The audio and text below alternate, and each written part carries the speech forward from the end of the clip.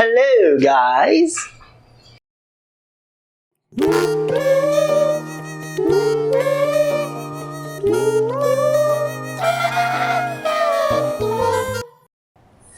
Welcome to the very first episode of Love, Life, and 1000. So this video series is inspired by Tales from the Friendzone, created by Ramon Bautista. And today, we will share with you a story about one of our teachers, her love life story, and let's just hide her by the name Jenny Babe.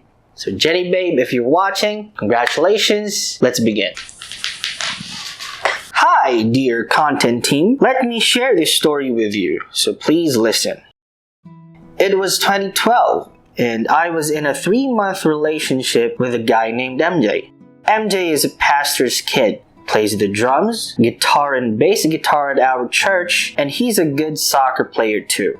He's an all-around impressive guy. He's my childhood friend as well, and I've always had feelings for him.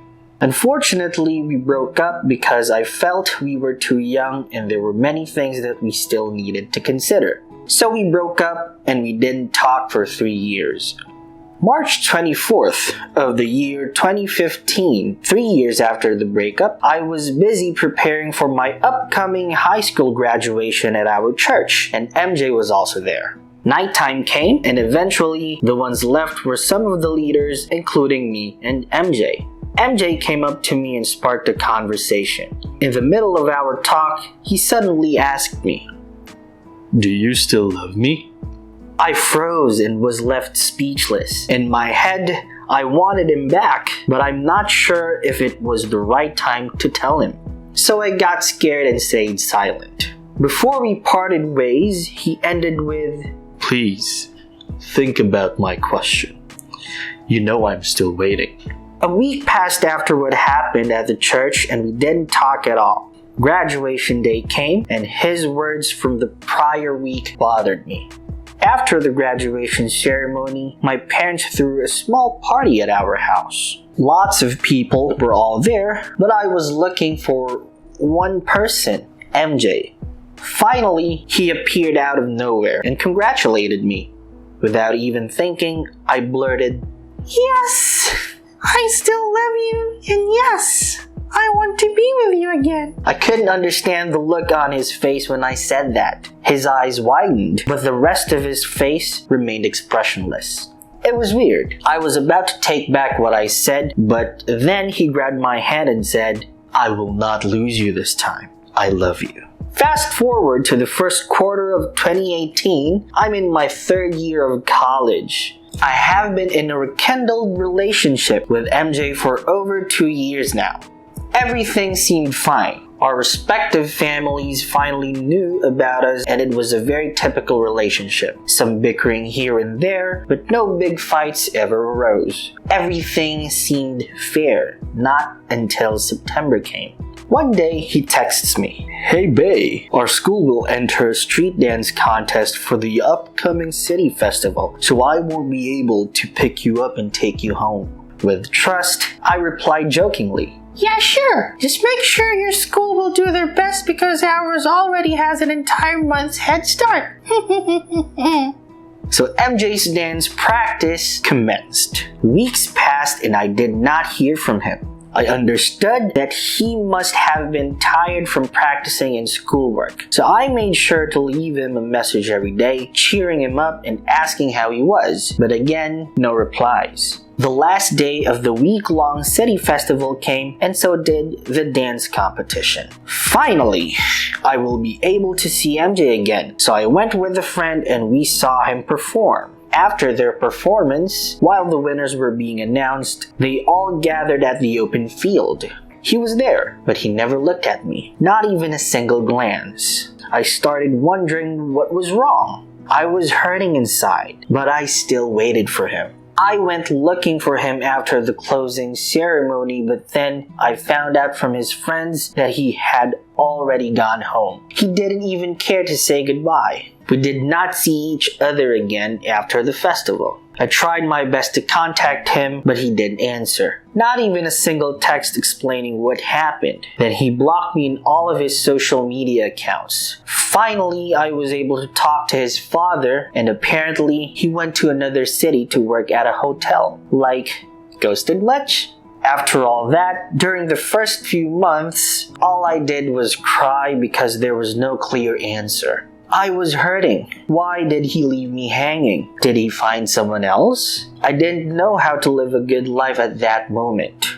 2022. It has been 4 years now, but in those years I have not been into any kind of relationship, and I can't say that I have completely moved on. Because last January it came to me that MJ is back in our city with another girl. Honestly, I got hurt, and I don't know why. I still believe it's him. After all he has done, I guess I still love him in my heart. I am still waiting for him. I am longing for him. But what do? I don't know what advice exactly I want to ask and hear from you readers, but I will appreciate any words from you. I need your advice. Thank you. Well, Jenny babe, first of all, thank you very much for sending us that tragic love story. Most of us feel for you. 2 things from me. First is accept.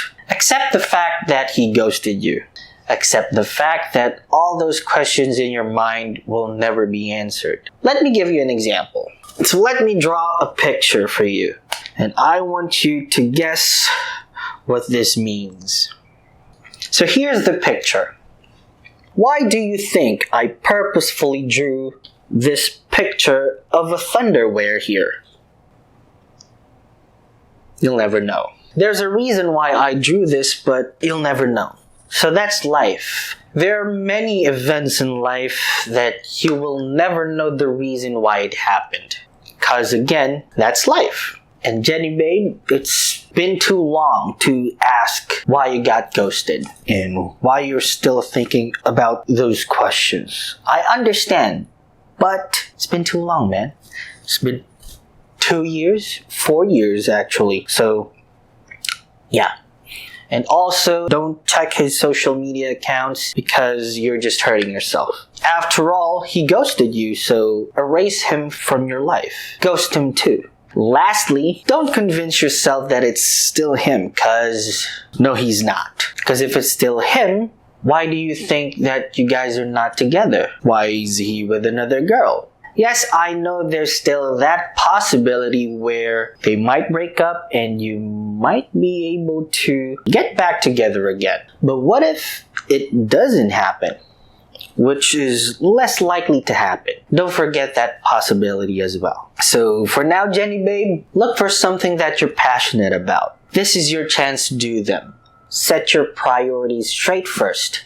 If you're ready to love again, go for it. Just remember, don't be too cold or too guarded in your next relationship.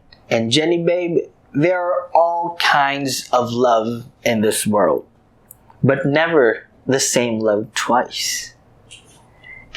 F. Scott Fitzgerald, baby. And lastly, remember this. You can give 100% of your love, but you should not give 100% of your life. So that's it for this video. Once again, thank you very much, Jenny babe, for sending that tragic love story of yours. And heartbroken ka nga. May 1,000 ka naman. So that's all once again. Thank you. And till next time. We hope to have another video of Love Life and 1,000. So there you go.